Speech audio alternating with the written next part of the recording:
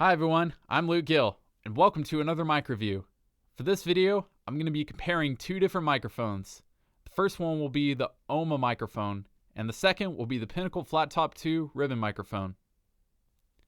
Now for the OHMA microphones, they come in two different kinds, ribbon microphones and condenser microphones. And the other interesting thing to know about these mics are their frequency response. For the OHMA microphones, they have a frequency response from about 50 Hz to 20 kilohertz. And the kinds we have some ribbon mics and some condenser mics. We have some motif grills on them, and we have some Windows grills on them. As for the motif grills, they start out with about a curve up at about 50 Hz, then goes up and down slightly all across the spectrum. It also peaks a little more at about 1000 Hz before it finally drops down at about 11,000 or about 12,000 Hz.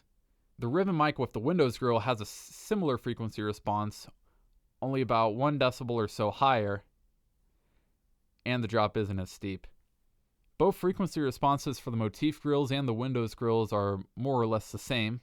They both start with a little boost at around 50 Hz before going back down at around 200 and staying relatively flat all the way to 1000 Hz, then climbing up a little at 2000 and finally peaking at about 4000 Hz, then going down several decibels at about 6000 to 7000 Hz, then going up a little around 8000, and then finally having a steep decline. Both the motif and the Windows are almost exactly the same, although at about 10,000, about 7 to 10,000, the motif condenser has a little more decibels.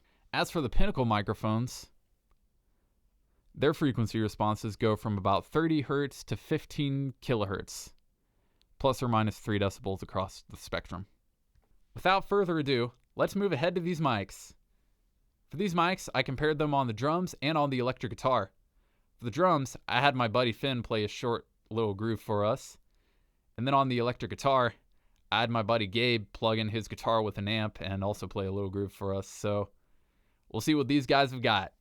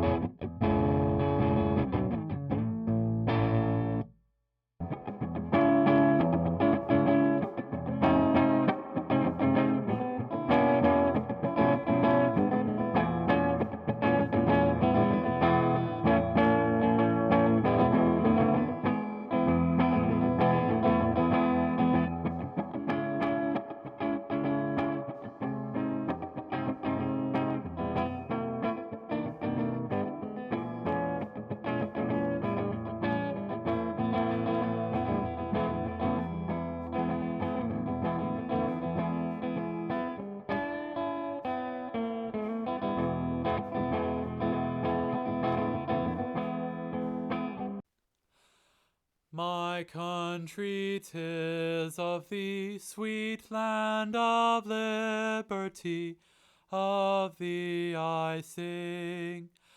Land where my fathers died, land of the Pilgrim's pride, from every mountain side, let freedom ring. My country, 'tis of thee, sweet land of liberty, of thee I sing. Land where my fathers died, land of the Pilgrim's pride, from every mountain side, let freedom ring. Now we're going to take a look at some of the frequency responses for some of these instruments using TDR Prism. First, we're going to take a look at the OHMA mics, the condensers and the ribbon mics, from the audience right to left, and from Finn the drummer's perspective, left to right. As we can see, the frequency responses give us some solid punches of the kick and snare, from around the 50 hertz on the kick to about 200 on the snare.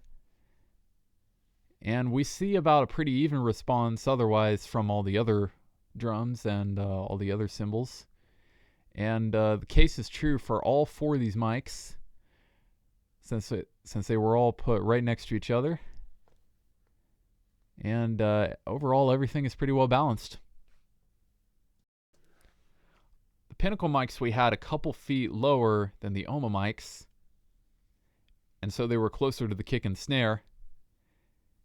So we had a stronger punch for the kick and snare, and an overall even frequency response for all the other drums and the other frequencies, although we had a lower frequency drop off at about 5,000 hertz. So we did get a much lower, richer sound from the drum set, and especially the kick and snare. But it sounded good too. For Gabe's guitar, I noticed some similar observations, but also some different ones as well. For instance, when I recorded Gabe's guitar amp with the OHMA mic, we noticed that the sound was very distorted and it made it a little hard to enjoy. But the Pinnacle mic solved that problem. There was no distortion, and it kind of seemed to provide a nice compressed electric guitar sound that sounded nice. But there were also some differences in the frequency response as well.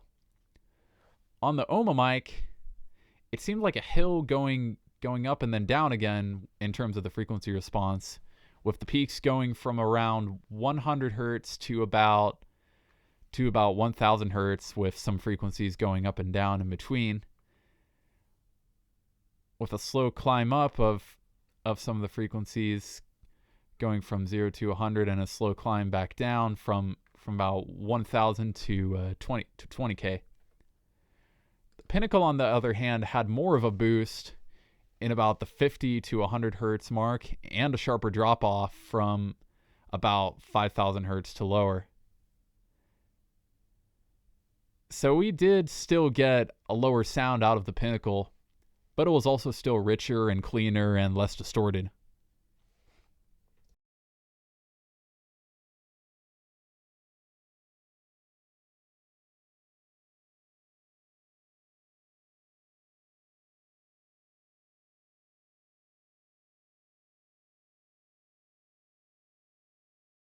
Well, that's it for our mic review. Make sure to like, subscribe, comment, and favorite everything that's good. See you later.